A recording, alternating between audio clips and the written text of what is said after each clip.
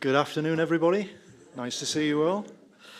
We've got a packed agenda for you this afternoon. We're going to start with Luke Pearce from Rowan Dartington, who is the stockbroker for St James's Place. Luke is going to give us some commentary on what's been happening in the markets over the last 12 months, and is going to try and put some sense into what's been happening over the last couple of weeks as well, if we can do that. And then after that, Richard's going to go through the main points of Wednesday's anticipated budget. And at the end of either of those sessions, we can take, Luke's going to take some questions at the end of his session, if you have anything before. He's got to shoot off a bit earlier today, and I'd like to say that he was going to the pub, but unfortunately he isn't. He's got a bit of work to do with that. Before we get started, you will have all been given feedback sheets. If you can get those back into us as soon as possible, ideally give them to the girls on the way out. What we really need to know is whether there's anything that we need to jump on before the end of this tax year, or whether it can wait till the new tax year. Okay, I hope you enjoy this afternoon, and I'll now pass over to Luke to get started. Thank you.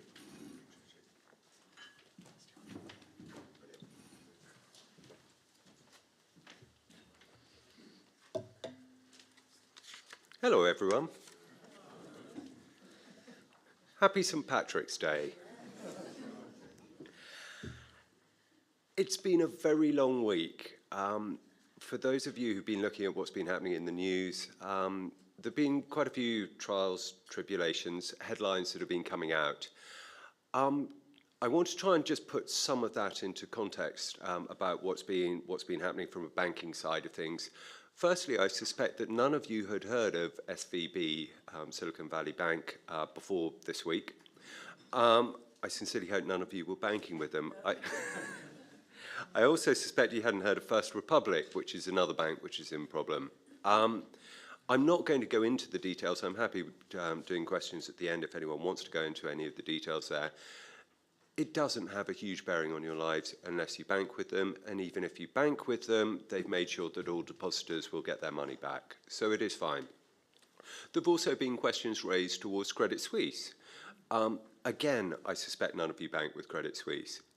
Credit Suisse has had managerial difficulties for decades. Ever since the financial crisis, it's been in problem. And if you have a look at their share price, you can see exactly that. So yes, there are concerns out there. It is a difficult period. We've been in a bear market for 16 months now. It's pretty tough. A lot of you will know that because you've been investors. Just to put some of the moves over the past week into context, though, the S&P 500, the largest index in America, it's in fact flat over the past 2 weeks. So yep, we've had some bumps, had some rallies, we've had some dips, but actually over the past 2 weeks, we're still pretty flat over that period.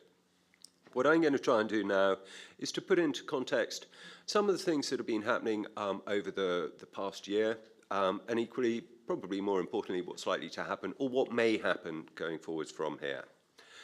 So the first thing is that when we look back at 2022, Ukraine, Russia, China, inflation, interest rates, a return to a strong and stable government. That was the forecast that we were going to have. It didn't materialize. There was a lot of negativity and a lot of bad news. Interestingly, if any of you were here in the October 2021 update, which I gave with Richard, or Richard kindly invited me to attend, I talked about 5 things as being possible drivers of the markets. And it's nice to see that we got some of them correct. COVID was disappearing, thankfully. Central banks and governments, I said, were likely to have a bearing, and they did. Inflation valuations and China. So we gave you some reasonable advice then. It's going to be interesting to see what happens going forwards from here. But first, reflecting back on 2022, there was a lot of negativity. Yet again, the press are filled, nothing sells like bad news. And from a local currency perspective, a lot of markets did fall. The Nasdaq was down 30%, the S&P was down 18%, gilts were down 30%. Actually, from your perspective as sterling investors, you benefited from the weakness in sterling, so that was definitely of benefit. But equally, I'd like to say that you benefited a little bit from the advice that Richard gave you, but also some of the decisions that we've taken from an investment perspective. You didn't have all of your money in non-profitable meme stocks, Bitcoin, any of these other fly-by-night sort of things. It's about investing in good quality companies that compound earnings over the longer term. So yes, it was a difficult year last year, but it wasn't as bad as some of the headlines point out. This chart is an extremely messy one. It's in fact the performance over the past year. Just for reference, and I'm just going to work my way very quickly from top to bottom, chart line A on the top happens to be the Euro Stoxx 600. So it's a European index, and over the past year, from the end of February to the end of February 2022, it was the European index that was the top performer. Now, part of that is the timing side of things. So Russia invaded Ukraine at the start of February, and therefore Europe was hit quite hard. But actually, Europe benefited hugely from the fact that we've got through this winter. So that's been a real benefit. The second best performing index on there is the FTSE 100. Now, everyone gives the UK a tough time, and yes, there are a lot of reasons for concern if one listens to everything that comes out in the press. But actually, the FTSE 100 benefits from overseas earnings. We have a lot of good quality companies that came into 2022 on pretty cheap valuations. They're cash generative and they have overseas earnings, and that's been of real benefit. And that's why the FTSE 100 has done well. The bottom line on the index is China, and I am going to cover China a little bit more in detail. China went through lockdowns, it's coming out of lockdowns, but there are a couple of other factors at play from a Chinese perspective. What one can see on there is, thankfully, over the past year, so that's 12 months from end of February to the end of February, there are some indices there that are showing reasonable returns, which is quite pleasing. The question is what happens going forwards from here? What are the possible drivers in 2023? Ukraine and Russia, I still think, are going to be at the forefront of things, but perhaps not for the reasons that we might say, or we might think, or we might want. From a humanitarian, from a society perspective, I find it very, very frustrating that Ukraine is sort of on page 17 of the newspapers, and Gary Lineker's tweets seem to hit page 1. So it's wrong. I don't know what the outcome is going to be in Ukraine. I have a worrying feeling that there might be a fudge solution. Part of that is for something I'm going to come on to in a second, but we will have to see. Valuations, inflation, interest rates, earnings in China I'm going to cover all separately. I'm also going to talk about politics and the social aspects behind what is happening. Don't worry, I'm not going to talk about Conservative Labour or any of that side of things, and I'm definitely not going to chat about the SNP. But I am going to chat about what's happening from a political backdrop side of things. I'm also going to talk a little bit about the systemic issues right at the very end. Ukraine and Russia. During the course of last year, we heard a lot of politicians turning around and blaming inflation on Russia invading Ukraine. It was very annoying because, yes, it had a bearing, but nowhere near the level that politicians were saying. Inflation was very much in force before Russia invaded Ukraine. In fact, if I revert back to the slides a couple of seconds ago, you'll remember that back in October 21, I was talking about inflation. But actually, since the war has developed, the gas price is down and the oil price is down.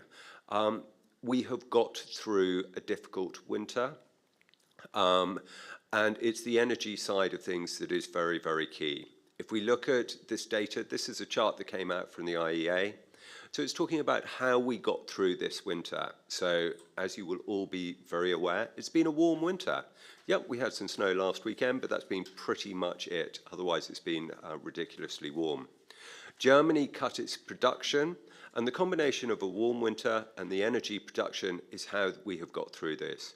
Also, Europe bought bought energy without a care in the world. They didn't care either about the price that they were paying for energy or about the environmental impact that was coming on the back of it. Coal use went through the roof. They didn't care about the fact that they were buying oil and gas from Russia. It was all about keeping us warm and making sure that we would continue to vote the right way and that we were happy with our lives. So it's been a difficult position. It's very interesting to see that the IEA say that we are not out of the woods yet. If we have a cold winter, and if Russian oil and gas remains curtailed, we have the big gap that I've circled in red. So we are not out of the woods yet. We're going to have to wait and see what happens. One of the problems that we face is that there has been chronic underinvestment into energy infrastructure for many, many decades. We will have to see what happens. If there is a fudged peace solution, it's going to be very interesting to see how long restrictions and sanctions remain in place.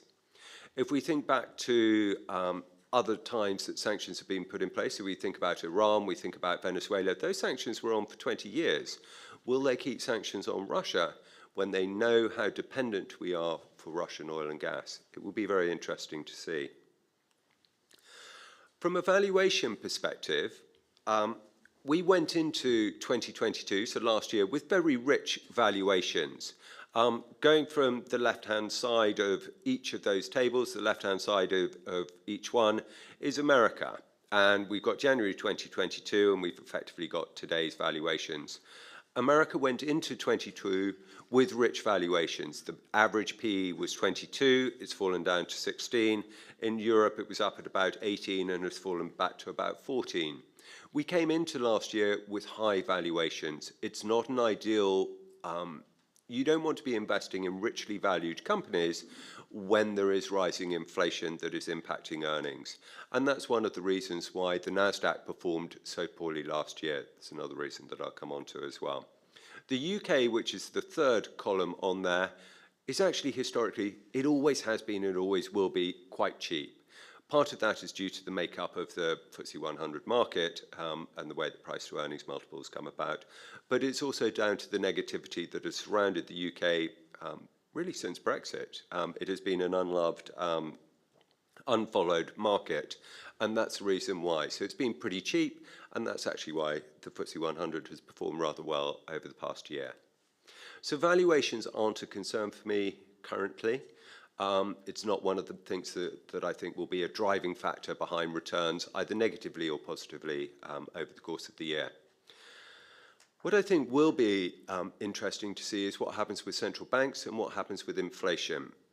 This chart is showing the total assets of the Federal Reserve, so over in America. Now, you are all hopefully aware that central banks around the world have been pumping money into the system since the financial crisis. So they did it originally to save the banks post 2008, 2009. They didn't really curtail or reduce any of that quantitative easing. It stayed pretty static from 2015 to 2018. They tried reducing it in 2018, and if you can remember, actually, it was quite a poor time for investment markets. Anyway, we then had COVID, and they pumped money in, and they continued to pump money into the system, in my view, for way, way too long. And it was that dopamine hit, that adrenaline rush, it was that excess money sloshing around the system that has caused the inflation that we're all experiencing. And the question is what one does with that excess cash now. What central banks are trying to do is that they're trying to reduce, they've moved from quantitative easing to quantitative tightening. They're trying to reduce their balance sheet. Interestingly, over the past week, because of the fiasco with banks over in America, in fact, the Federal Reserve pumped 300 billion into the economy just in the past 10 days. So, yep, they're trying to tighten, but they're also finding it very, very difficult to do. It's hard to take money out of a system because actually that inflicts pain onto people, and people don't like having too much pain, and it's one of the reasons that we have the difficulties we're facing. The other side of things is that interest rates have risen. So interest rates in America are at a 15-year high. Here in the UK, they're at a 14-year high. They've risen very, very quickly.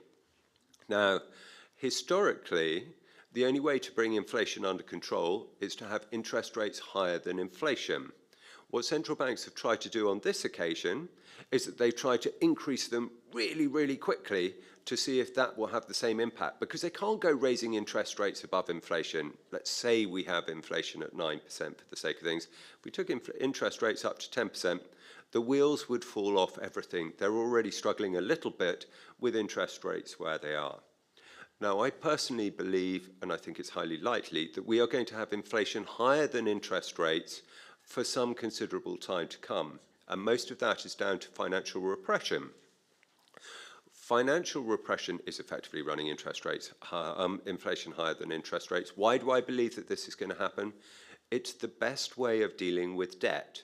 And as I said a second ago, central banks have a huge amount of debt, and how did they deal with that?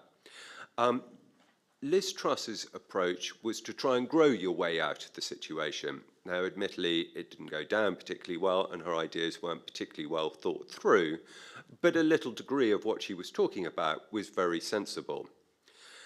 You can try taxing your way out of the situation and trying to tighten up the purse strings a little bit, and that's actually the approach that Hunt is trying to take to a degree. So he's trying to make sure that we have slightly higher taxes and things, which Richard will come on to. Again, it won't actually touch the sides because the levels of debt are too high. The best way of dealing with debt is inflation. So in very simple terms, if you had £100 today and you have inflation at 10%, that £100 is worth £90 in a year's time. Forget about interest rates. So that's the best way of dealing with debt. It's also why you don't want to be holding cash for long periods of time, because that is decreasing at the same rate that central banks' debt is decreasing. So you don't want to hold lots of cash for long periods of time. We have actually been running this position for over 3 years now, roughly speaking 6%. We've got through that. It's inflicted quite a lot of pain on people, and it's taken time, and it slowly sinks in. And one of the problems with inflation is it takes time for that impact to actually feed through. So fine, your avocados tripled in price quite quickly, but a lot of people are on fixed electricity tariffs. They're on fixed mortgages. It takes time for those bits to come out, and that's why the pain of inflation commonly takes a little bit longer than you think. But inflation, I'll come back to inflation in a second. Now, one of the other things is we're not yet in a recession. It feels tough for most people. The headlines give the impression that we're in a recession, but actually unemployment around the world, in America, is very, very low at the moment. Now, the problem is that when you have inflation high, it's likely that that will lead to a recession. And as we look at data coming out, one needs to look at unemployment data. At the moment, it's still, the employment picture is very strong. Unemployment is still very low. Keep watching that to see what happens going forwards. This is a chart from the Financial Times. It's one that I've referred to a huge amount before they were doing it, actually. The red line is inflation that happened over the 1970s. So it's 1967 across to 1984 is the red line. Now, that was a period that most people regard as being of high inflation, but actually you can see it waxes and wanes quite a lot. We are following a similar picture at the moment. I have no idea whether it will continue to pan out like that, but there is a reasonable amount of logic to suggest that it might do. So inflation is pulling back at the moment. There are 3 components to inflation, roughly speaking, and they're roughly speaking equal. The first one is goods. So we know that the oil and gas price is falling, and we know that comparisons with a year ago are deflationary because prices have fallen from where they were at the peak just after the start of the war. So that's deflationary. You've got housing, which roughly speaking is made up of rents rather than house prices. I'm going to say that that's static at the moment, just for the rough sake of things. House prices, rents went up quite a lot last year, but they seem to be leveling off a little bit now. The bit that is definitely going up are salaries and wages, and that is going to be a lagging factor that hasn't yet come through into inflation. So earlier on today, yesterday, we had the news that the NHS are probably going to be getting a 5% pay rise and a 6% one-off payment, 11%. Pensioners got an 11% increase in the state pension, whenever it was, back in October, November time. Wages are increasing, and that factor is yet to feed through. A lot of it is still negative, so not many people got above the 10%, but most people are arguably getting somewhere between 5 and 8, 9% wage increases, and that's still to feed through. If there were some other issue that will happen, say something to happen to the oil and gas price that results in it moving substantially higher, there are arguments to say that inflation could move up. And the ECB, who met yesterday, Christine Lagarde, was very much emphasising the fact that inflation is likely to remain higher for longer. Central banks have a target of 2%. I think there's a cat and hell's chance that we will go back to 2% at any time in the near future. The ECB were forecasting 5.9% by the year end, is significantly above target. So it is likely that central banks will continue to raise rates, depending on what happens from how much pain gets inflicted. And we saw back in October, November time, September, October last year when Liz Truss came in, and we saw what happened to the pension situation here in the UK. We've seen what's happened to these slightly poorly managed banks in America this week. The pain that's happening, the froth that is coming out of the system, is a reflection of what central banks are trying to do. They're trying to take that froth out. No, it's not nice. It causes companies to fail, and I suspect there will be more failures. But actually, the good companies will survive, will get stronger. Yes, they will go through a period of pain, but they will have a larger audience going forwards. So it is a difficult time, but those companies that survive will very much be the winners of the future. Now, the question then is what happens to earnings? So I said that companies are going to potentially have a difficult time in the back of this environment. Company earnings in America have been very strong over the past few years. Some of that has been down to excess cash in the system, people not really caring what you had to go and pay for things, because you were coming out of lockdown, you just wanted things. I suspect as we look forwards from here, company earnings will fall a little bit. It's going to be difficult to maintain margins.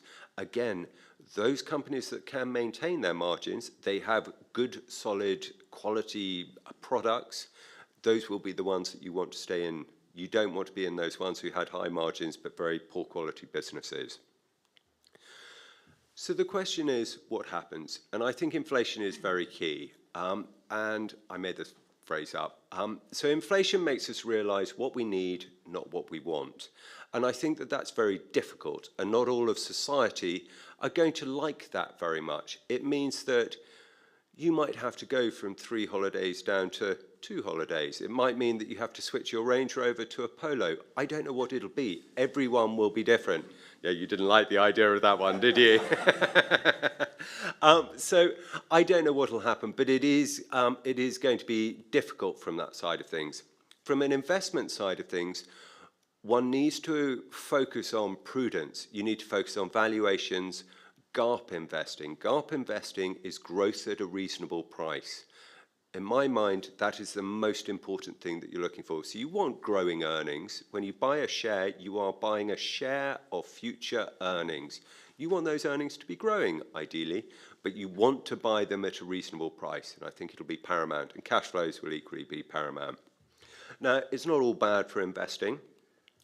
There will be certain areas that do well, and there will be certain areas that do less well. From a luxury goods side of things, again, there is a split. So potentially you won't go out and buy a Peloton because people have realized that a Peloton is a strap-on bike with an iPad attached to it, and you really don't need to spend £5,000 on the thing. If you can afford a Ferrari, it probably doesn't matter if it goes up by 10%, you can still afford to buy it, and that's why Ferrari are doing quite well. I put Diageo on there because we all like a drink, and I suspect that Diageo's earnings will remain remarkably resilient through all market conditions. The house builders are definitely having a difficult time at the moment. Mortgage rates have gone up 4- 5-fold. That is going to have an impact on what happens from their side of things. They've also had the cost of all of their goods going up, so the house builders are having a very difficult period. Consumer staples, I've always found that a rather complicated term. It's really just your everyday necessities. is the consumer staple sector. It's likely to keep on going. We all need to buy toothpaste for the sake of things, or hopefully everyone buys toothpaste. So those ones, you are immune to what happens to the global economy. I put clean energy in there because I think that energy in one form or another is going to be highly significant over the next 10 years. So at the moment we have an energy crisis. We know that we have a need to transition. Not only do we have to transition towards clean energy, so we all know the impact, or hopefully everyone realizes that the global warming does appear to be a fact. It's very warm outside. But we also have a need for safe energy as well. And that transition across towards clean energy, I don't know whether it'll make you money in 6 weeks' time. I don't know whether it'll make you money in 6 months' time. But in 6 years, 16 years' time, you're going to have a very strong tailwind behind that sector of the market. And I think it's something from a longer-term perspective that will be very significant. The other side of things is fixed income. So for the past 5 years, for the sake of things, you have had very little return through investing into fixed income. This is a chart of the 10-year yield. And you can see up until the start of 2022, you were getting less than 1% for investing into a 10-year gilt in the UK. You can now get just shy of 4%. It's not a great return. It's significantly better than you get in the high street banks. It's less than inflation, so you're still losing a little bit of money. But on the whole, a lot of people's cash flow forecasts work quite well with a 4% return.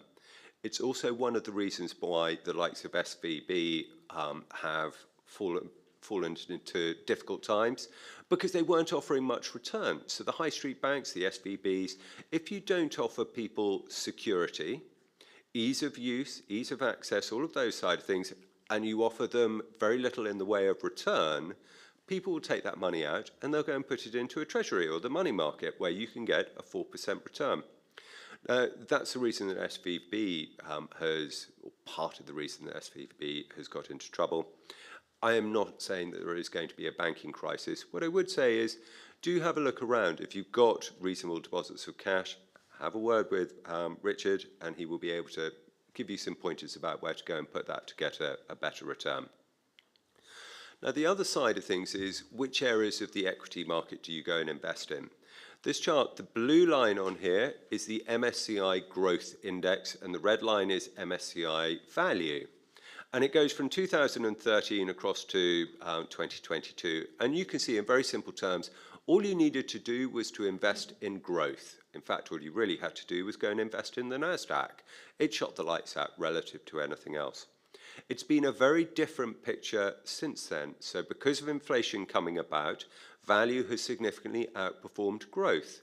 And it's because in an inflationary environment, cash today is worth more than cash in the future. So you want to be buying a share of a relatively cheaply valued company, which has got secure, solid earnings. It's paying out cash today, rather than an expensive fly-by-night company, which may be profitable in the future, but we don't actually know what those profits are going to be. So that's why you want cash-generating companies today, good quality companies, rather than the overinflated meme stocks, etc., that came into 2022. From a UK perspective, as I said, the FTSE 100 has been doing quite well. The small cap index is the green line on here. And actually it was doing quite well, but it is suffering from some of the malaise that is impacting the society of the UK through the negativity of the press and things. China is second largest country in the world for the sake of things. It is coming out of lockdowns. Now, every other country, when it came out of lockdowns, went haywire. You know, we all went partying and everyone bought a hot tub and a camper van and decided they'd do the Route 500 round Scotland. But anyway, we're starting to get back to normal now. But it was a very positive time. I have no idea what the Route 500 equivalent is in China, but it's looking as though China is coming back on stream quite strongly. Now, the problem is that from an investment perspective, whilst Chinese economy is reopening, the difficulty is that tensions have increased at just such a rate. So we've had the issue with the balloons, we've had kidnappings for the sake of things of chief execs. We've got the chip wars happening. The chip wars are computer chips, not potato chips. There is the question about whether China will go and invade Taiwan, and China taking sides with Russia, et cetera, et cetera. So there is a lot of unease. There's also the fact that has been indisputable for a while, the questions towards ESG, due diligence, et cetera, towards the Chinese markets.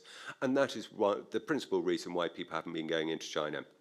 We also have an election in America next year. Both parties have turned around, and it's great to have a dig at China. It's a vote winner. China gave us COVID, so if we're harsh on them, that will very much help us. From an investment side of things, I think in summary, so we've got Ukraine and Russia, and how that impacts the oil price. I have no idea what else will happen, whether the situation will escalate. I hope we continue to focus on it rather than it staying on the back pages of the newspapers. Valuations I don't regard as being a concern because I don't think that they're overly stretched one way or the other. I think earnings will be much more significant than the actual underlying valuations of the companies. Inflation and interest rates, they are very much in the forefront because of everything that's happened this week. Inflation will wax and wane. I'll chat about it a lot more if needed. And what happens with China. Now, I said I was going to mention politics. It's more from the social aspect side of things. Real wages have been falling because of inflation. People are having a tough time. Inflation makes people feel poorer. It's why we have so much unrest that is happening, and I suspect it will continue to happen, unfortunately. Once the weather gets a bit warmer, people will get outside, we will more likely that these things will turn slightly more fractious. I am very glad that I am not a politician, and I'm very glad that I'm not standing next year either in the UK or in America. So society is having a tough time. What's interesting about it is while central banks are tightening, what we're seeing politicians doing is that they're giving money away, and they're continuing to try and buy votes in a cynical way. Now, some of that is logical, so they handed out money towards helping with our heating and all of that side of things. They're handing out money to the NHS. Again, very laudable, very sensible things to do. But on one side, we've got tightening, and on the other side of things, they're handing out money. Unfortunately, if they really want to get rid of inflation, they've got to inflict pain, but it doesn't win votes when you inflict pain. So I suspect we will have this dichotomy happening of tightening things up with one hand and handing money out with the other. We also have some lovely names out there, and I just put these on there just for a bit of fun. So onshoring is relatively well known. I love the phrase glocalization, friendshoring, etc. I think that these are trends that are going to continue. Made in Britain. Absolutely love it. Rishi, turning around and saying he wants to see investment into manufacturing, etc., infrastructure. I think that is great. And I hope we do end up with more made in Britain. The problem with it, though, again, is it is inflationary. I'm sorry to say, but actually it was much cheaper, and people liked being able to buy things that were cheaply made in sweatshops in China or wherever else around the world. By changing that and making it made in Britain, it is likely to be more expensive. So it's going to be a difficult battle from that side of things, and it's happening all around the world. We've had America bringing out its the IRA, so the Inflation Reduction Act, and it's not really designed to reduce inflation or anything else like that. It's designed to make America great, and it's pumping money into their system. We are going to see more and more of that as time goes by. From a systemic issue, do I think that we are going to have a systemic failure of the financial system? No. I don't have any more insight than any of you do from that side of things. I think it is unlikely. Do I think we will see companies failing? Yes, without a shadow of a doubt. We are in a difficult time. It's very hard to manage inflation. For any of you who were company directors, finance directors, etc., etc., it's tricky. If you were selling a product for £1 6 months ago, you have to adjust that price to, I don't know, £1.10, £1.15, £1.20, 6 months later because of the impact of inflation. So you've got to be dynamic. You've got to think on your feet. You've got to do everything else like that. A lot of finance directors have been very used to inflation being non-existent for the past 10 years. They've been pretty happy leaving prices almost flat, vaguely adjusting them once a year, if that. People are going to have to be more dynamic in their approach behind things. There will be companies that fail. It's not all bad. Actually, if you get rid of the weak companies, hopefully it means that the stronger companies can survive. The stronger companies will be impacted. They won't be immune from it, but they will be in a better position when they come out, and they will have a larger market share when they get out of that position. So what I'm probably saying to you is it is better to be focusing on high quality companies rather than chasing hypothetical wonder stocks, which may not materialize. And just finally, from a presentation side of things, it's a lovely old chart, this one. It's just really showing that we've had some bumps along the way. I do remember the dot-com peak. It has been proved over lunch that actually I probably don't remember LTCM, long-term capital management, quite as closely as I thought I did. I was only about 7, I think, Richard has kindly pointed out. So I got that one wrong, but I do remember it. I do remember the dot-com crash. That was horrid. Felt as though one's insides were being ripped out. 2008, 9, that was tough. COVID, forget about to a degree. So yes, it was vicious, but it only lasted for about 6 weeks, and then money was pumped into the system. I think it is unlikely that we will get central banks pumping money into the system in anywhere near the same way that they did things before. They have the ability, so the pain that we are feeling at the moment, on the whole, is being instigated by central banks, and therefore central banks have the ability to take that pain away once it gets too significant. And they will do that, as they did this week, by going and pumping money into the system. So we'll keep an eye on things. It's not all doom and gloom out there. I have no tips for the Cheltenham Gold Cup, so I can't help you on that one, but I do think that Richard will have finished by then. That's it from a formal presentation. Has anyone got any questions, any thoughts? Yeah, go for it. On the day after the budget, the Shadow Chancellor made the comment that the current government is planning a managed decline of the economy. If this is so, what, in your opinion, will be the mid to long-term effects? Oh, crumbs. That's a fun one. I didn't even hear, I heard your question. I didn't hear the Shadow Chancellor's questions towards things. Do I think that the current government are trying to instigate a managed slowdown? Yes and no. The reason for yes is that central banks are trying to deflate, they're trying to take inflation out of the system. And by its nature, that is likely to cause a slowdown. So if you have rampant inflation, the inflation that is in your control, and there is a difference between inflation that we have in the UK and what we have in America, but I'll come on to that. I won't come on to that. I can do, but on the whole, to get rid of inflation, you have to slow things down a little bit. So yes, there is an argument to turn around and say some of the decisions being taken by the Chancellor are designed to slow things down. The lack of increases in allowances, the increases in corporation tax, they are trying to slow things down. Does he want to instigate a full-on slowdown, a full-on crash? No. He does want to get growth happening as well. I'm presuming this. I haven't actually had a chat with Rishi about it or Jeremy Hunt, so I really don't know. I'm just presuming. But they do want to get some growth coming through. So on one side, they're trying to tighten things up a little bit. So they're doing that austerity that I was talking about to try and make sure that they're getting decent tax revenue coming in. They're securing the pound and the value of things from that side. On the other side of things, they are still conscious of the fact that the UK is a slow growth area, and it has been for far too long. And we need to increase our productivity. We need to increase our manufacturing output. We need to increase all of these sort of side of things. So he's trying to do both bits. He's treading a very fine line. All politicians are at the moment. It's a very difficult time. Aside from that, I'm not going to comment one way or the other whether Labour or Conservatives would do a better job. Yeah, go for it. I'm speaking from the point of view that I have sort of a bit of knowledge of the BBC Pension Fund. And the BBC Pension Fund has been underfunded for some time, but has been struggling or moving its shares, or spread, if you like, from shares, equities, into bonds. Yeah. And this all has gone horribly peculiar in the last month, whereas the fund was valued at 19 billion, it is now valued at 14 billion. But the actual liability of the thing to pay out to all the pensioners is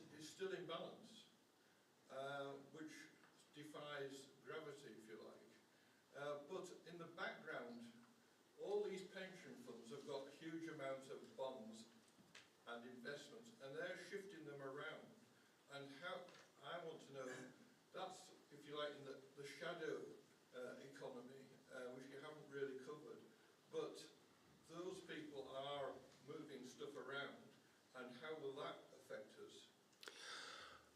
It's, I can't comment on the BBC's pension fund situation because I don't know it, but it sounds very similar to exactly what happened with SVB, so Silicon Valley Bank. What happens with, roughly speaking, really simple terms, with pension funds and SVB is they hand out loans, or they have a pension fund which is designed to give a payout in the future, and they match that payout in the future with, so they have a liability and they match it with credits. And that's exactly what SVB were doing, and it's what BP are doing, BBC are doing.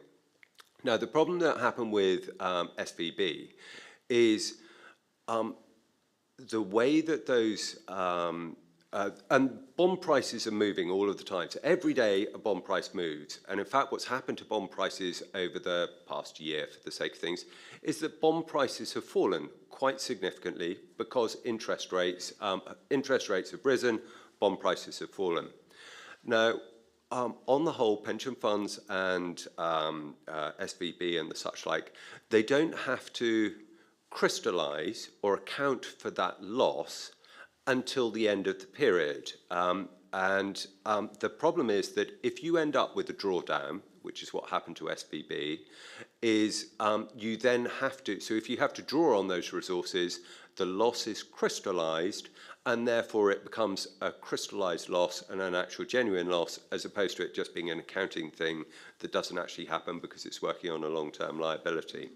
And that's what happened with SVB. So they had a run on their deposits, partly because people were taking money out and they were going to go and put it into money markets to get a better return, and partly because in the case of SVB, they had companies that were having to draw down on their assets. They were lending to high-tech startup companies who, you know, the world is a tougher place, and they had to draw down on resources. So they had to crystallize those losses. And the problem is, it becomes self-perpetuating, because once you see a couple of losses getting crystallized, you then get concerned towards the financial stability of that organization, and more people take money out, and therefore more losses get crystallized, and the situation becomes worse. And that's exactly what's happened there. The BBC pension scheme sounds similar, so I don't know the ins and outs behind how they crystallize things or how they have to account for their liabilities and credits, but I suspect it is due to the crystallization of declines in bond prices relative to future liabilities. We've also seen 10% down on Prudential, which is another big pension provider. Yep. They're all going to be in trouble, and they're all going to be changing their strategies, aren't they? We have seen such volatility in annuity rates. Annuity rates is the logical one to chat about, which again comes down to future liabilities. So as you end up with fluctuations in interest rates one way or the other, it has a significant impact on your potential risk, your liabilities, etc. And that's exactly what's feeding through to things. It's concerns. Do I feel that they are all justified? I suspect anyone who's got approved policy is going to be okay. I wouldn't go and cancel them all tomorrow.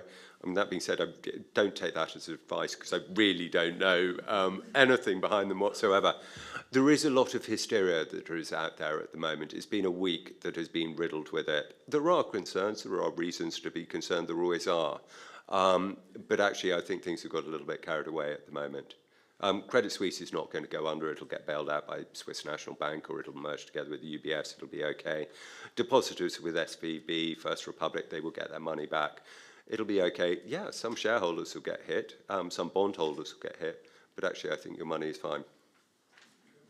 Those are famous last words that I wish I hadn't uttered. Yes? Why are bank shares performing better? Forgetting about the temporary SVB. Crumbs, over which period of time? I mean, bank shares have been all over the shop over the past week or so. So, Yes, forgetting the temporary situation. why have they been doing better? Because interest rates are higher, so they're getting a better return that's coming in. So they're getting a return for their cash, because they can go and buy those treasury stocks that I was talking about that are getting a 4% return. And lots of other people who wouldn't be sitting in this room leave their money in the high street bank account getting a 0% return, and they don't care about it. They partly don't care about it because they might get a little checkbook with a checkbook cover that's made in leather. They might go to a private bank, and they're paying the bank for the privilege of all of these things, but they don't leave it there. And the banks are getting a much better return on their assets than what they're lending them out for. Now, provided there isn't a significant increase in bad loans, they continue to make money. Now, one of the things that's changed because of SVB is that, firstly, banks are going to probably have to start paying better levels of interest than they have been, even to the muppets who don't move bank account or anything else like that. But they're also going to see potentially their earnings impacted a little bit because they're going to have to provide bailouts and compensation to failing banks. But yeah, banks have done very well. Inflationary environments like this, banks make money. They have been over, again, depends on the period of time that one's looking at. Over the past week, yep, everyone's been concerned towards the banking run and things. The good quality banks have held up relatively well. I mean, admittedly, over the past week, I can't tell you, HSBC, yeah, things have been all over the shop. But actually, over the past few months, they've done okay. It's going to be interesting to see how deep a recession, how many company failures come about. But on the whole, banks have sort of done okay. Also, the insurance companies, like Aviva, I mean, their share prices poor. I don't know enough about Aviva individually to be able to comment on it. But again, they have the difficulty about the pension liabilities and future payouts that they're accounting for, and the impact that interest rates have had on their fixed income investments, which have gone down in value. Yeah, they're insurance underwriting, like first Direct Line, Admiral. They're writing insurance business in the last 2 years, which has been unprofitable. And Aviva are one of the biggest insurers, direct insurers in the UK. So not just a life assurance business. Direct Line's not doing well, that's exactly the point. You asked why Aviva wasn't doing so well. That's the answer, part of the answer. I think we've got time for one more question. I think Philip at the back. This is not an investment question. This is purely a banking question. With the number of banks reported closing down, is the banking system likely to fail? The number of banks falling down? Where are people going to put their money? Building societies or central banks? The bank closures are no reflection, roughly speaking, of the state of the banking industry per se. Unfortunately, more people bank online. I hadn't been into a high street bank for 15 years, so I'm afraid I'm partly the reason that local banks have shut down, because I do everything online. And that is much better from a bank side of things because it costs money to run a bank. Now, I appreciate that that is a difficult situation, but that's why the high street banks have been closing. And they will turn around, I live in Leyburn and we don't have a bank anymore. They got rid of HSBC and Barclays have just closed. There's a sign on Barclays' window that says you can go into the co-op and you can do it in the post office now. It's no reflection of the financial sector per se. It's more the banks cutting costs. What I do think will be interesting, and we can save this for another time to save me going off on my high horse, is I do think that we will see more, we have already, and COVID has encouraged this, more digital spending. So it's online spending. So fine, we're doing it with pounds, but I haven't got any cash. I regularly go out just with my phone now because I have Apple Pay on there. And I just go out and do everything like that. We all do tap and something or other, tap and go. I've lost someone there. But it's quite straightforward. What it does mean is that I do think that there is a greater likelihood that we will have digital currencies, cryptocurrencies. That is not saying that I'm advocating Bitcoin or any of these unregulated currencies.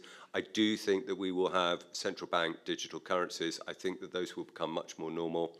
I think it's has the potential to be terrifying because they will be able to give money to certain sectors of the economy if they want to. They can give it to people in Hartlepool just because they want to. They can give it to people from a voting side of things.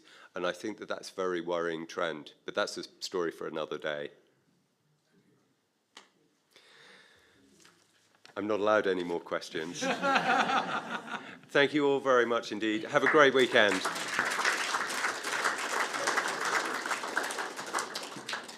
He is allowed loads more questions, but he's got other places to go, unfortunately. Great. Well, that's what's going to happen to the world. And yes, Philip, I think, you know, for our clients who don't want to go online, don't trust online, don't have something on the phone, you know, it is increasingly a problem about how they put their money and where they put it. And I'll come to that because some context, you know, later on. So I'm going to obviously start about the budget. The winners, I guess, can loosely be described as people with young children, where the government's going to get more involved in the huge cost of pre and post school care, so that allows more people to go back to work. The whole pension things, for those of you that are of pension age and have earnings, has been completely changed with lifetime allowances going, so pension provision in terms of contribution. Everyone's going to get another £66 a month for 3 months with the energy price guarantee. As an ex-army soldier, I'm delighted that the defence budget is going up by 11 billion. We won't talk about the weak nature of our armed forces. Nuclear power came out very positively in the budget with a target and aspiration of 25% of all power by nuclear power in the UK by 2050, and that links into infrastructure and, ironically, pension, in that there will be long-term investments linked to infrastructure investment in the nuclear power industry. And as a sop to the rising corporation tax up to 25%, the other side of that was much bigger immediate allowances to write off investment costs straight away to save on those increased taxation rises. Now, you may have noted not many of those apply perhaps to the audience here today. In the losers, dare I say it, was most people that pay income tax certainly have had a rise in their incomes because all the thresholds, as we'll go through, are frozen. Anyone that potentially is liable to capital gains tax because the rates are going down, or the exemptions are going down. Anyone who's got an estate valued and growing over either £500,000 or £1 million, dependent, because obviously inheritance tax is frozen at the thresholds, which have been around since 910. So that's a long time for everything to be frozen. Dividends, the allowance is being cut. And if you are lucky enough to earn over 125,000, you will now move into the 45% tax band rather than paying 40% up to 150,000. So there's a lot, I'm afraid, of people in this room and around the country that are going to lose out, and that's why the OBR have said very clearly the tax burden is on course to be the largest or the highest level since the Second World War. And I guess the comparator is that COVID and the effects of COVID in paying people to stay at home, paying people not to work, paying the huge costs of getting an infrastructure to give us all our injections, that was akin to the costs we've seen for world wars. And dare I say it, World War-esque debt doesn't go away overnight. So we are stuck, as are many societies, not just a British problem, with huge levels of government debt, which we're now having to deal with, which your children and your grandchildren are going to have to deal with, just like the people in the 40s, 50s and 60s. So, just before I go any further, I joked this morning that we worked very hard to get the budget report out yesterday. We posted it first class, and in the good old days, that meant you would have got it this morning. And it happened! Goodness, a GPO, a first-class stamp worked. And we've even got evidence of it there. And you didn't get this, but you will, in the next investor, get the tax card with all of these rates in. You've got on your laps or wherever the tax sheet. So if there's anything you want to write down that's personal to you as I go through this, and I'm going to whip through it fairly quickly because it's not about the facts, it's about how we're going to mitigate it. So the rates are frozen. The rates were at this level a couple of years ago. They've only gone up £70 in 2 tax years. They're frozen, sadly, till 2028. If you're lucky enough to earn over 100,000 for every £2 over, you even lose the personal allowance, which is the effective rate of tax of 60%. So as your wages, as your pensions, as your dividends, as your interest rate rises, as the threshold is fixed, you are going to pay more tax. The media call it stealth taxes. The economists call it fiscal drag. It is what you want to call it, but basically you're going to pay more tax. But don't forget, the only reason you're paying more tax is your incomes are going up. You are getting more money. It's just that the revenue is also getting some. So the marriage allowance is your first thing. We've talked about this many times. If you are a couple or civil partnership and one of you is a non-taxpayer and the other spouse is a basic rate taxpayer, and the non-taxpayer is not using all their allowance, they can transfer it very generously to the higher earning spouse who gets a bigger personal allowance and saves £252.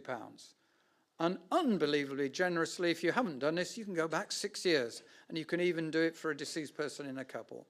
We did a lot of this when this first came in. We do less and less and less, but I did it only recently. Within about 3 weeks, my clients have got £1,000 back. So just think, if you're a married couple with one of you being under the basic rate threshold of 12,570, the other earning under 50,000, this applies to you. Have you done it? If you haven't, do it.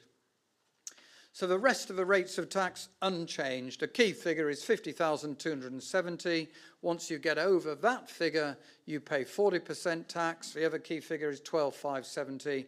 Up to that figure, you pay 0. If you're lucky enough to earn over 125,000, you will now pay 45%, which is called the additional tax. And as you can see, that's come down. And again, frozen.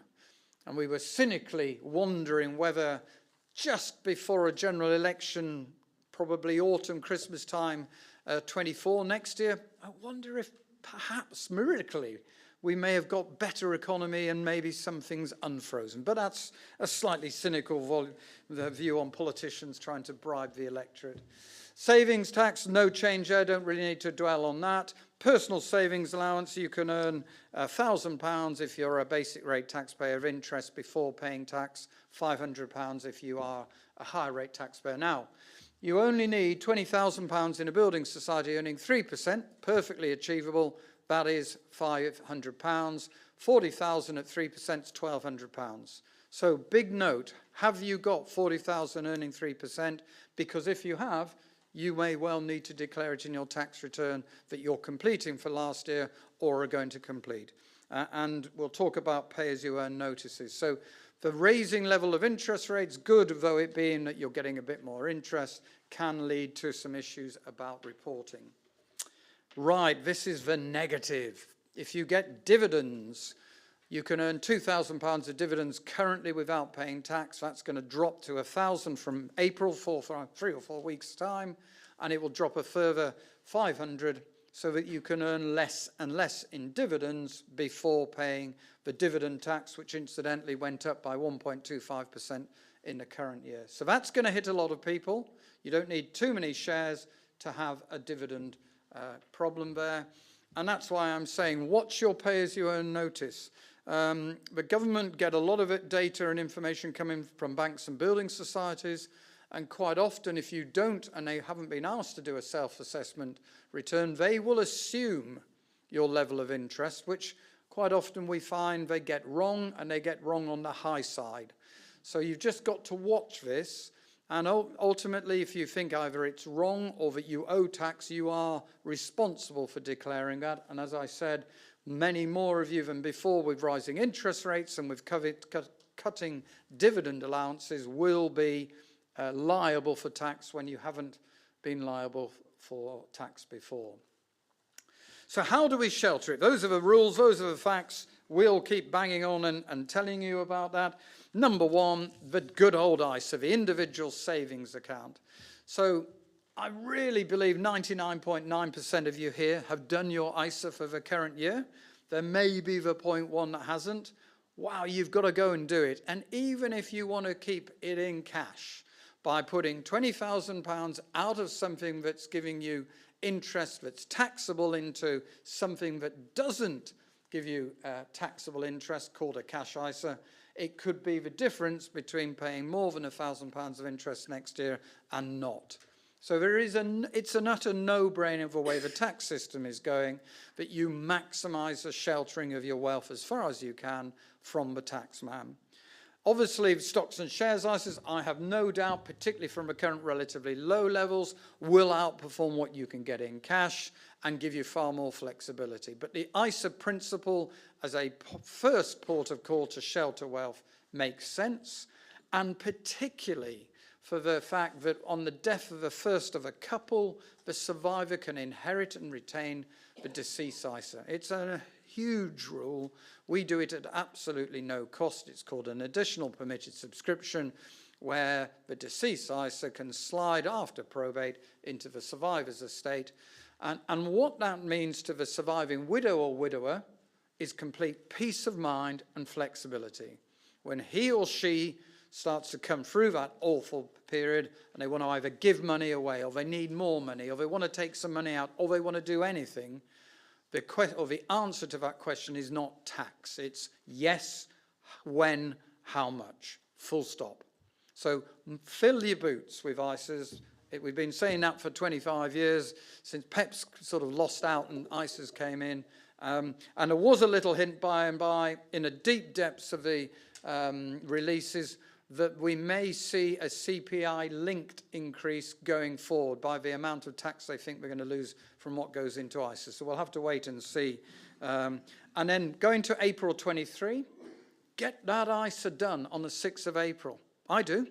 I do my ISA the first day I can. We get the letters out to clients with taxable portfolios on the 6th of April saying, sign here, let's transfer the maximum into your ISA the next day.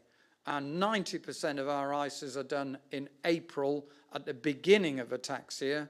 Why wait to the end? So a couple of very obvious points that you've done. If you're wealthy enough and care and want to, you've got junior ISAs for grandchildren, great-grandchildren. Big warning at the bottom, accessible at 18.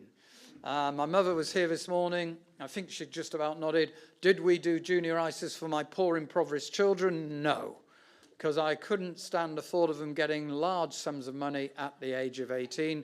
We as providers, as all providers, have to write to that child of a junior ISA at the age of 18, confirming that it's moved into their own name and there isn't a guardian effectively looking after it.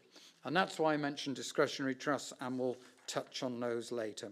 So that is the first and obvious way to save income tax. Pensions are all over it. There may well be a vote in the Commons because Labour are going to go against the proposals. By the way, MPs are exempt from lifetime allowances and always have been. It's very interesting. They don't really declare that, isn't it? It's very interesting. So Labour are against the abolition of the lifetime allowance, which they as MPs don't have. But did Turkey's vote for, what is it, Turkey's voting at Christmas or whatever. Anyway, so what you can do with pensions that's relevant for you is you can put money into your pension, even if you don't now earned income, work income, up to the age of 75, and you can get tax relief. You can fund children or grandchildren's pensions, and therefore it's intergenerational planning. The amount you can put in, if you've got a grandchild perhaps that isn't working, is up to £2,880 net. The government will put £720 in. And if you add up the compound returns and the benefits, if you've got the wealth, it's an amazing thing to do, particularly given, just like the generation starting work in the 40s and 50s effectively paid for the World War II for that period of time, I suspect the generation going into work now are going to be paying for the pandemic, COVID, energy crisis for the first 20 years of their working life. So if you can do things to take advantage of these new rules, subject to protecting your own interests, which I'm going to talk about shortly, then it makes absolute sense, and you're getting money out of a government. An 18-year-old, a 1-month-old who has contributions made for them for 18 years, has over 12,000, nearly 13,000 in their pension alone from the government before they've paid any tax, compound that at 5% over the remaining 60, or the remaining 40 years till they get to 60. That's £100,000 as part of their pension, which they've never put any of their own money into. So it's great. When you're older, you think about compound returns, but when you're young, you know, you spend every penny, or, you know, it's very hard to do things. So those are the tax efficient moves. Premium bonds I include. Martin Lewis, who you would say don't put anything under 30,000 into premium bonds. The draw now is up to 3.3%, so I include those as great ways of saving income tax. I would include venture capital trusts, particularly for very high earners that can't put much into pensions, but VCTs, EISs, enterprise investment schemes, I don't think so suitable. Moving wealth between spouses, I described earlier, pensions, are all ways that you can really help cut your liability. So again, on your sheets, or when you return, or on your feedback sheets for us to talk about, make sure you're doing all of these fairly basic things. I'm sure most of you are, and if you're not, John and I can certainly help tick the box. So moving on to dividends, capital gains tax and inheritance tax. These are allowances. If you don't use them, you lose them. So number one, let's go to our Yorkshire tax haven and say what you could do in the next couple of weeks, which is put £203,000 into environments which will never have any tax again. That's 40,000 for this year's ISA, 40,000 for next year's ISA, 100,000 into premium bonds if you haven't done it, a couple of junior ISAs for your grandchildren, a couple of pensions if you're under 75. None of that will be taxed, and you'll get tax relief. Slightly extreme to prove the point. There's a lot that you can do subject to having the wealth yourself. And what we always like to do when valuing your wealth, remind you as a percentage of your disposable wealth what you've got in tax-exempt environments. And it's wonderfully satisfying for us that the answer is very often a large proportion of your wealth is already tax-exempt. Here's the fact again, the drop in the capital gains tax exemption. I haven't reported on things like this for many, many years, a drop in an exemption level. And it's interesting, we were talking at lunch that the very wealthy are absolutely used to paying capital gains. They have wealth, they have capital, they pay capital gains tax. Perhaps what I would call the medium, still upper echelons, are not used to it.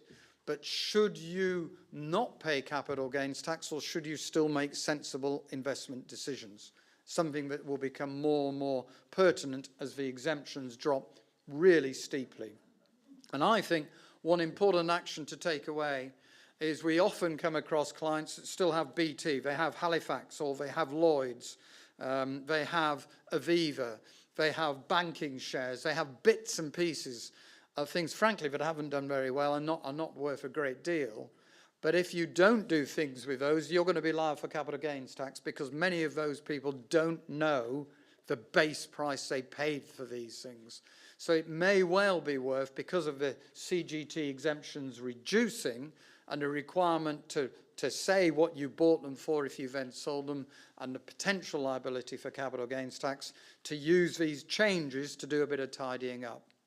The other key point is the level of tax, 10 and 20%. When Tony Blair and Gordon Brown were last in power, up to 2010, the capital gains tax rates were 20 and 40%, the same as income tax. You don't need to think too cynically that if Labour got in again, which the bookies say they will do, that we could see an increased rate of capital gains tax back to what it was before. We're taxing the rich who've got lots of capital. They need to pay the same level of tax as the hard-working workers, and therefore we're going to move it to 20 and 40. So what I would urge you to do, and we don't tell you to voluntarily bring forward capital gains tax, but with these rules changing and with the political situation as it is, people could find themselves potentially, if they've been inactive, and then as an example, they go into care, or they need higher costs or higher wealth or higher liquidity, being forced to sell shares in 2 or 3 years' time, with an exemption level of only £3,000 and a capital gains tax on it of 20 or 40%. So that's what you've got to think about when you make your decisions in the run-up to that period of time. So paying 10% only. Other ways of being really efficient, we've always seen it when markets fall. If you've got high net worth, great time to sell with less profit, less capital gain, and transfer that wealth into either children's names into pensions, into trusts. So when the uplift comes, as it always does, that gain, that growth is outside your estate in the name of the kids, the trusts, the pensions, and therefore not causing you further tax. Little quirk here about poor health. If you've got a terminal diagnosis, which occasionally we do, and we find that in the marriage, let's say there's the cottage in the East Coast that was bought years ago and is standing on £300,000 of capital gain, as an example, or a part-owned share of a factory or whatever. By transferring that asset into the name of the poor health spouse with some sort of awful diagnosis, when that person dies, there is no capital gains tax liability. And if they're the first one in a marriage, and that's the key, and the wealth is then going back to the spouse, the wealth, that cottage, that factory, is obviously transferred back to the spouse at the value at probate. So you've got all the uplift there. And then if the spouse, obviously the whole point of doing it is then to give it away, and there is no capital gains tax when you do that, because they'll give it away at the inherited value. So some quirks and some things to talk to John and I, particularly as this becomes a bigger area of issue. And inheritance tax, I mean, this is just growing, growing and growing. We've got a threshold that's been frozen since 2009. Don't forget the 10% to charity bit. We always remind, if you give 10% of your estate to charity, you reduce your liability by 10%. But we know, again, like everything else, income tax, capital gains tax, inheritance tax, rates frozen till 2028. So as wealth goes up, you're going to pay more tax. And anything over the thresholds is at 40%. You've got the residential nil rate band. So if you obviously own a property and you've got children or stepchildren, you effectively have the 325,000 and 175,000, about $500,000 therefore is your level. Commonly, you'll know most families, married couples, therefore get two lots of those. It's £1 million. Being very simple, if you've got $1 million below, you have no liability. $1 million and above, whatever's over $1 million is taxed at 40%. But the quirk with this, once your estate gets over 2 million, for every £2 over 2 million, you lose £1 of the residential nil rate band.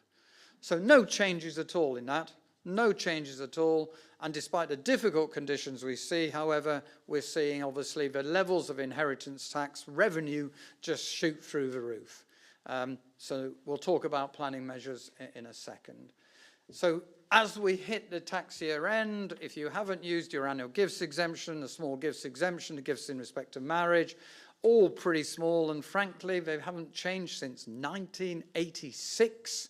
The 3,000 annual gifts exemption, if it were CPI linked, would be something like £12,000 today. So I always remind private clients, you can give more than £3,000, and anything you give over £3,000 is a potentially exempt transfer. Contributions to their children's pensions, then you get the extra relief. Using trusts, so if you bluntly don't trust your daughter-in-law, you don't like your son-in-law, if you think there's going to be a divorce or whatever, or, as my mother has done with my children, you don't want them to get at 18. The use of trusts, absolutely mainstream. And finally, for those, shall we say, of some more mature years that don't think they're going to live for 7 years, business property relief schemes are super. You only need to own the assets for 2 years, and then they are 100% exempt against inheritance tax. So loads of things we can talk about there, but as you can see, across the board, what we're getting is difficulties because everything's frozen, and even worse, they're cutting levels in dividend tax and CGT. A couple of things to be aware of. I suspect we're going to see national savings get more competitive because they've got to raise more money next year, quite a lot more. So hopefully you may get more out of premium bonds or out of things like income bonds, direct savers. And obviously excellent news, as Luke mentioned, when the pension increase goes through, it's 10.1, I think, which was the October CPI figure. So a pensioner retiring after 2016 is on over 10,000 a year going forward as a basic pension. But again, the coding notice and everything you need to sort of be aware of. So quick summary. Debt's at record highs. I think the analogy from the Office of, well, not the Office of Public Budget Responsibility, noting that the tax burden is the greatest since the Second World War, is a great mindset. What was it like after the Second World War with debt and the levels of debt and governments and everything else? And clearly you've got a better memory of that from me, but this is not a short-term thing, this is a long-term thing, and it's not just Britain, it's most of the world. And therefore, you're going to have a burden. What you can do and what we can do is try to minimise that as we go forward. I'm going to move pretty quickly on to my last bit of this, but does anyone want to raise any taxation questions just before I talk about 3 or 4 general update questions? Could you put that slide back just one, please? I wanted to see if something was on. That's the one, thanks. Cheers. That was an easy question to answer. Great. Yes. Yes. Can I ask a question about gifts for weddings? There's a £5,000 gift allowance. Can you give 5,000 to the bride as well as the bridegroom? No, I think it's like the annual gifts exemption. It's on you, the donor. So it's not the 3,000 annual gifts exemption. If you've got 32 children, you can't give them all 32,000 or 3,000. So you can only give £5,000, and you can't even give 5,000. The gift that you can give in respect of marriage depends on your relationship to the person getting married. So I think a parent to a child is 5,000, a grandparent to the married is 3,000, and then I think it's about 1,000 to anyone that doesn't fill in that category. But it's from you. So you could give £1,000 to the... You could give 1,000 to one of them. Can you give gifts in kind? Gifts in kind? Yes. Could you buy them a kitchen? If you're getting married, could you buy them a kitchen? So a benefit in kind is a gift, is viewed as a gift, whether you've given cash or not. So I don't know if I'm being followed on YouTube, but I'm finally aware of this. So occasionally clients are known, shall I say, Dudley, to for instance, right. Thank you. We've got the gist. Any other questions on? Yes. Oh yeah. So yeah. I mean, the gifts out of income, as long as the gift is regular out of income and doesn't reduce your standard of living, that is immediately exempt from inheritance tax. That's an easier, clearer answer. Right. I think I'm going to move straight on. So what I want to do is, I was very conscious when I knew what Luke was going to talk about and what I was going to talk about, and it's pretty damn gloomy. Stock markets are damn poor. We've got bank worries, you know, you name it, political issues and everything else. So I just wanted to summarise in a way what the themes are that we talked about when we were last here, what you can control and how we can help you do it. So what I mentioned in October 21 was 10 different themes. So this was October 21, so sort of 18 months ago, all of which in one way or another have come through and are very relevant today and are different to where we've been before.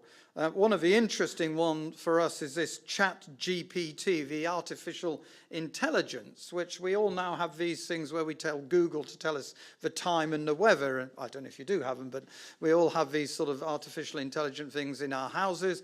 It's, you know, these are going to replace journalists apparently, or can do, in that they will literally give you scripts and different things. So innovation being one is just transforming. We talked about driverless taxis in Arizona as an example 18 months ago, lithium batteries and so on. Big government, it was very much at Boris, but it remains, you know, the whole childcare, government doing more, government in charge, the wars obviously, which we didn't have at that time, China in particular.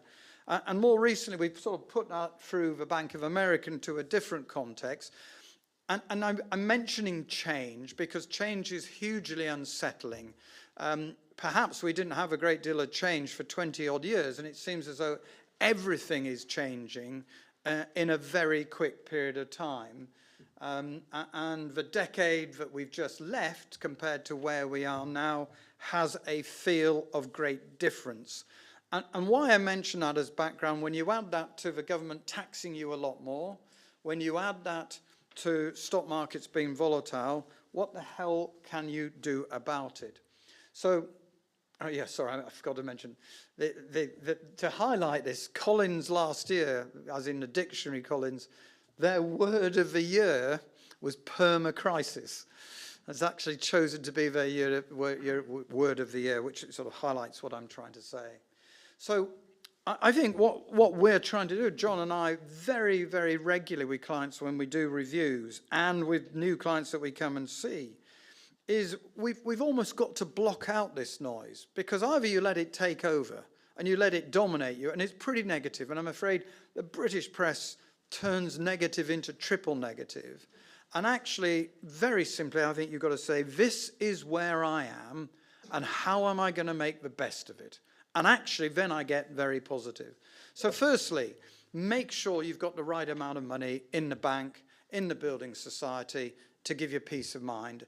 And the best amount that you can have, the correct amount, was defined by my chairman, Sir Mark Weinberg, when we started in 1992. And he said, enough to let you sleep at night.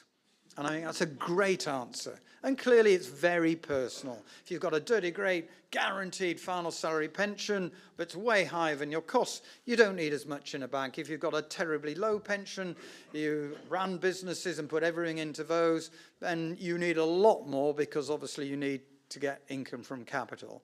So that's your foundation of your wealth, what you have in the bank. And obviously with interest rates, John and I will tell you how to get the best out of it to also minimize the responsibility of getting it taxed. And we've got a cash management platform, which many of you know, called Flagstone now, that you've got one entry point, but then you can spread the money out. And we're very, very aware of compensation levels. I don't know why people keep more than 85,000 per individual in a bank or building society, because that would worry, it worries me. I don't do it, and we're adamant that we wouldn't recommend anyone else do it.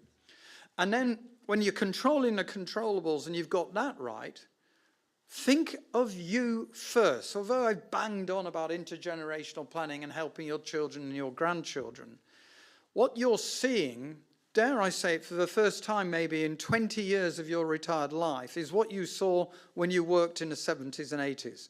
You're seeing inflation. And it's much harder for you to deal with inflation as a retired person than when you're working, and hopefully you get salary increases, you get incremental increases, promotions, bonuses. You don't get that, as you know, as a pensioner. And then when you look at the care world and the chaos in the care world, and if you want dignity and you want to bring help into your house, or dare I say it, you go into a care home, the costs are astronomical. So you've got to protect yourself first. The best thing, an article said in the FT not too long ago, that you can do for your children and your family is not be an appendage or a burden to them. And that means keep a good amount of wealth in your estate. I would almost say don't worry too much about inheritance tax, and then you're secure and you're financially in control. And then again, the noise starts to come out of it. So you're going to minimize your tax, you're going to maximize those allowances, and we're not going to give the taxman as much as we possibly can. So that means we've got to just check. And it's a great thing to do now. With these changes that are going on, the danger is we get a bit startled. We get a bit panicked. You know, there's not a lot of good news going on, and therefore, oh, I don't need to do anything. But time moves on. It was 3 years yesterday that lockdown started. 3 years since we first went into lockdown. That's 3 years on. And a great couple said to me, it's like the light went on about a month ago, and they're in their mid to late 70s. And they said the problem with the generation they're in is that people make big decisions based on their last 10 years or the early part of their retired life, and not the next 10 or 15 years of their retired life. And we're talking not just financial decisions, we're talking lots of important decisions about housing, location, lifestyles, all the sort of things. And again, if John and I can help you crystallize, not our thinking, your thinking about objectives.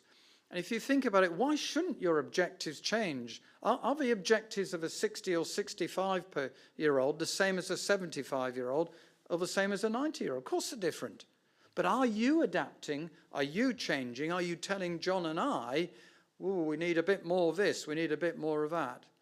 And I know it's, my mum was born 1933, so for my mum to even take 1 penny of interest, let alone sell anything, oh, you can't do that. She's 89, 90 soon. She's never sold a thing in her life. But she needs to, and frankly, all her family are saying do something, but it's a mental block, and I get it. But you have to, because she needs to do certain things now. She's got home instead coming in 2 hours a week, not a long, but that costs £70 odd. Times that every week, it's a cost she didn't have. So she needs to access her capital, and what's her capital there for? So I didn't say all that this morning because my mum was here and should have. Shouldn't talk personally about any client, least of all your mother.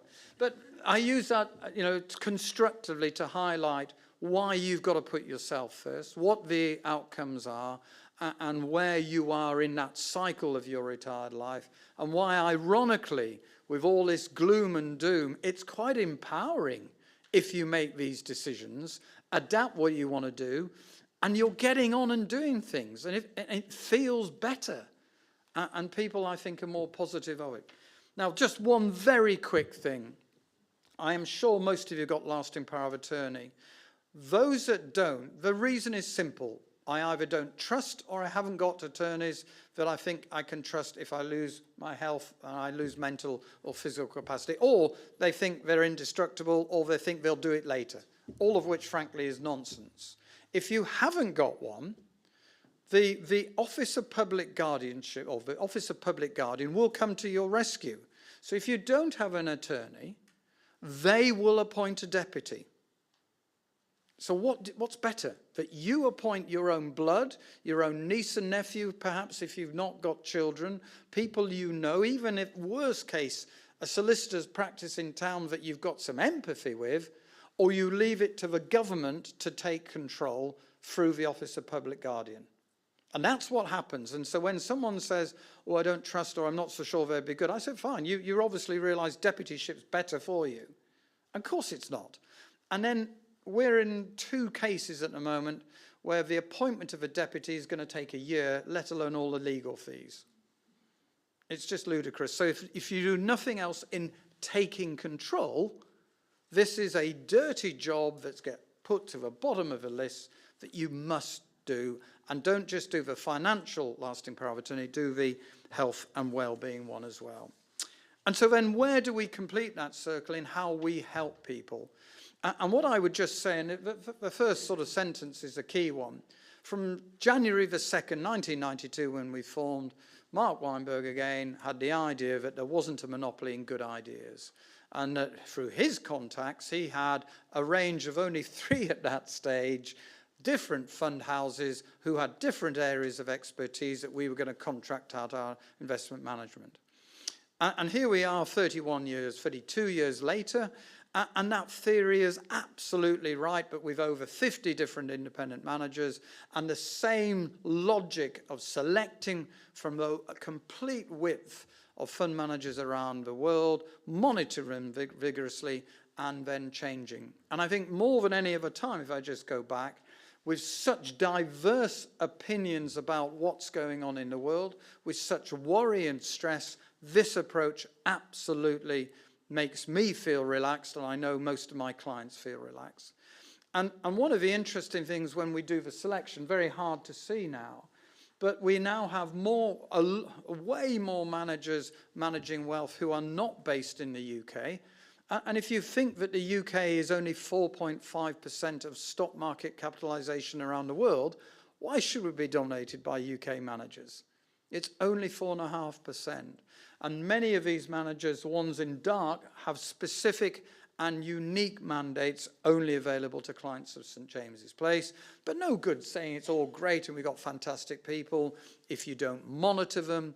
And then clearly you need a huge resource to get the monitoring done properly. It's not as simple as they've done badly, let's get rid of them.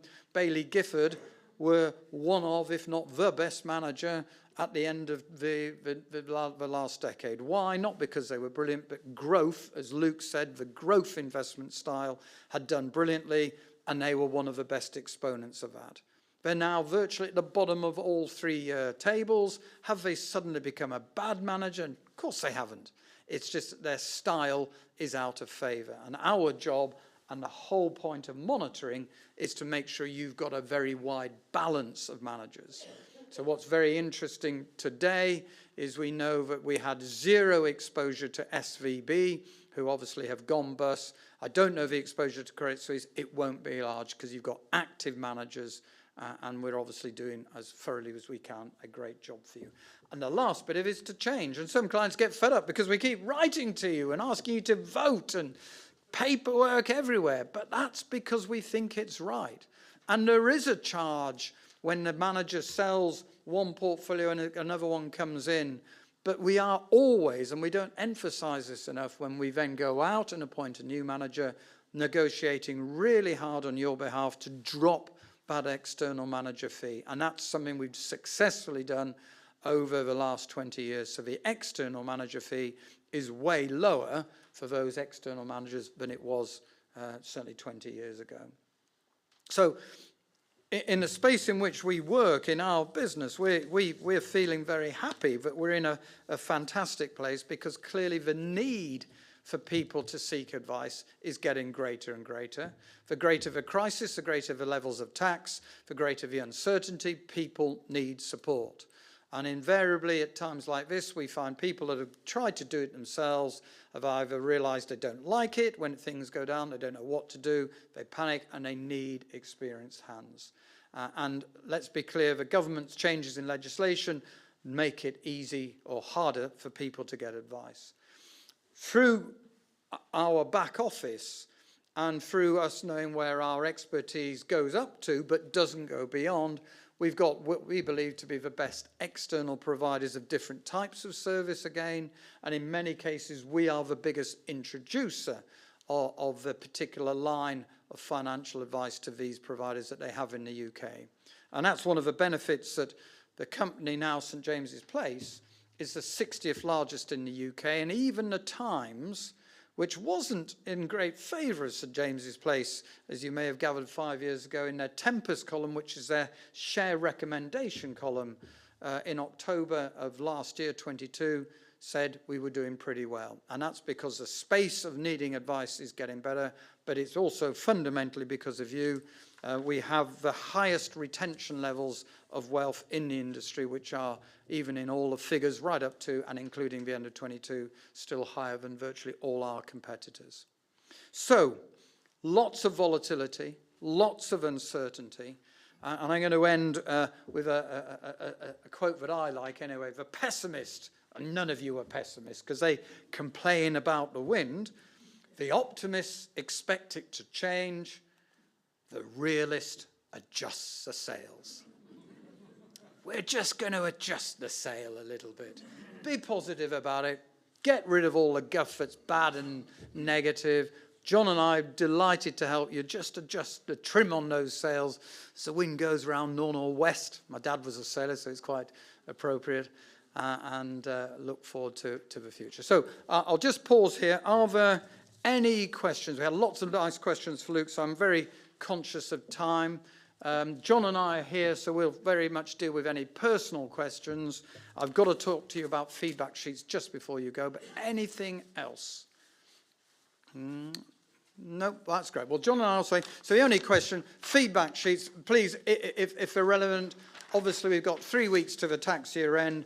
If you've been naughty and haven't done your ISAs or your children's pension contributions, or you're benefiting kind, Dudley, to your daughters or whatever, tick a box and we can touch base pre-tax year end. If there's nothing much or whatever, don't worry. I got into trouble this morning for saying, please return your pencils because we're hard up. I think you could take your pencils away if you really want to. So enjoy that. Lovely to see you all. It's great to do these things. Spring is nearly here.